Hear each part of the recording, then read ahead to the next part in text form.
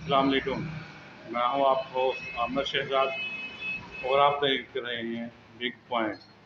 آج کے ہم پوائنٹ پہ بات کرتے ہیں 1985 میں کی گئی ڈاکٹر طاہر القادری کی اسرائیل کے حوالے سے پیش گئی۔ آئیں اور پہلے ویڈیو دیکھتے ہیں۔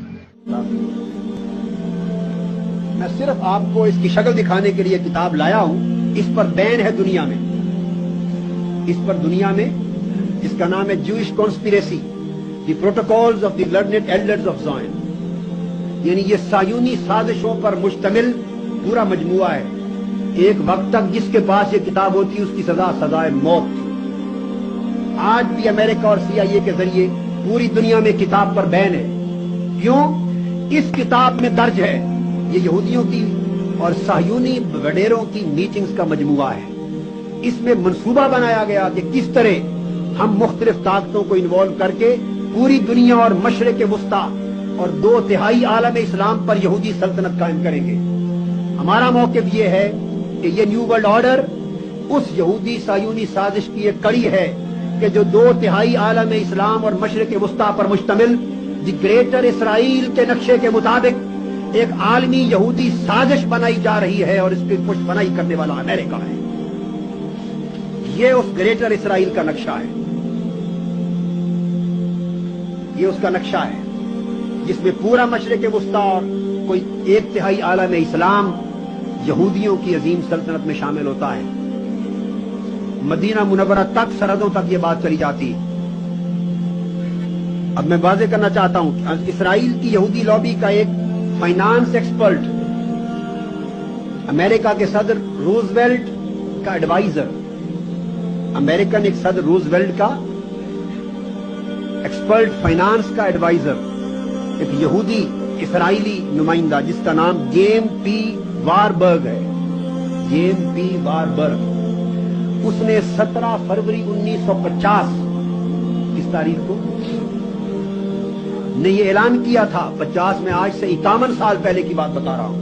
اس نے کہا we shall have world government whether we like it or not, the only question is whether the world government will be achieved by conquest or consent. اس نے اعلان کیا تھا کہ ہم یہودیوں نے یہ فیصلہ کر لیا ہے کہ ہم عالمی حکومت قائم کریں گے۔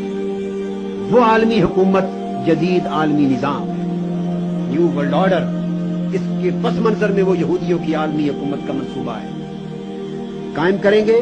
اور کہتے ہیں کہ اب سوال صرف یہ ہے کہ آیا یہ جنگ کے ذریعے قائم کی جائے یا مذاکرہ یا سیاسی حکمت عملی سے حاصل کی جائے، فتح کر کے یہ عالمی حکومت قائم کریں یا سازشوں کے ذریعے قائم کریں، کانسیپٹ، مشوروں سے اور آمادگیوں سے۔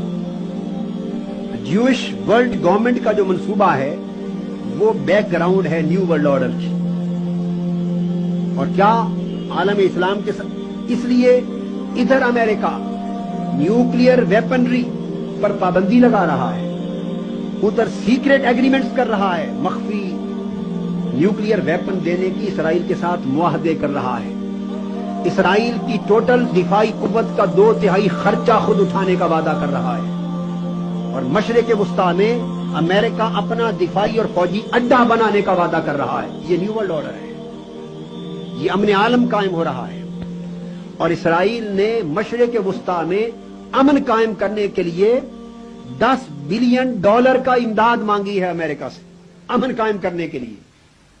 امن $10 بلین سے قائم ہوگا۔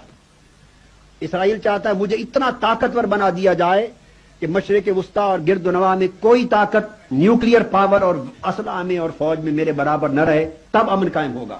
مسلمانوں سے اسلحہ چھین لو، مجھے اسلحے سے لیس کر دو، جرت نہیں ہے کہ وہ اس کو چیلنج کر سکے۔ یہ نیو ورلڈ آرڈر کا جاری کیا جانا، میں بیان کرتا ہوں، یہ UNO کے چارٹر کی خلاف ورزی۔ UNO کے ممبر ممالک کو چاہیے کہ وہ نیو ورلڈ آرڈر کے اجرا کے خلاف احتجاج کریں کہ یہ استعماریت ہے، یہ آمریت ہے، یہ خلاف جمہوریت ہے، اقوام عالم کے ضمیر کو جوتے مارے جا رہے ہیں، اس کے خلاف احتجاج ہونا چاہیے۔ UNO کو پروٹیسٹ کرنا چاہیے اس نیو یارک کے اجلاس کے اندر، اگر ان کے اندر کوئی طاقت، کوئی اہمیت رہ گئی ہو۔ اب اگلا سوال یہ ہے، یہ تو تھا کہ یو این او کا حال کیا ہوگا، اب تیسری دنیا کا حال کیا ہوگا؟ تیسری دنیا، اور جس میں مسلم ممالک بھی آتے ہیں، اسلامی دنیا، اس کا حال کیا ہوگا؟ تیسری دنیا اور اسلامی ممالک کے بیشتر خطوں کو امریکہ اب اپنی اقتصادی نو آبادیات بنانا چاہتا ہے، نیو ورلڈ آرڈر کے ذریعے اکنامک کالونیز بنائے گا، نیا سسٹم آف کالونیلزم آئے گا، اقتصادی نو آبادیات آئیں گی، پولیٹیکل اور اکنامک ایکسپلائٹیشن، سیاسی اور اقتصادی استحصال ہوگا ان ممالک کا۔ یہ ممالک امریکہ کے زیر تسلط منڈیاں بن جائیں گی، اور کچھ یورپ کی اقتصادی کمیونٹی کے زیر تسلط منڈیاں بن جائیں گی۔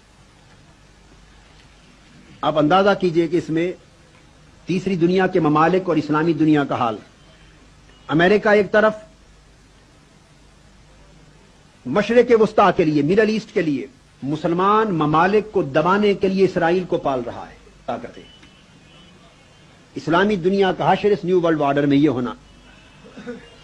آپ کو یاد ہوگا جب گلف وار ہوئی تھی، عراق اور سعودیہ کی، اور یہ ساری انوالو ہوئے، امریکہ اتحادیوں کو لے کر آیا، ہم نے روز اول سے روز آخر تک قوم کو یہ بتایا تھا کہ کویت پر عراق کا قبضہ مستحسن قدم نہیں، ہم اس کی مذمت کرتے ہیں، مگر اس سے زیادہ مذمت کے لائق امریکہ اور اتحادیوں کا حملہ ہے۔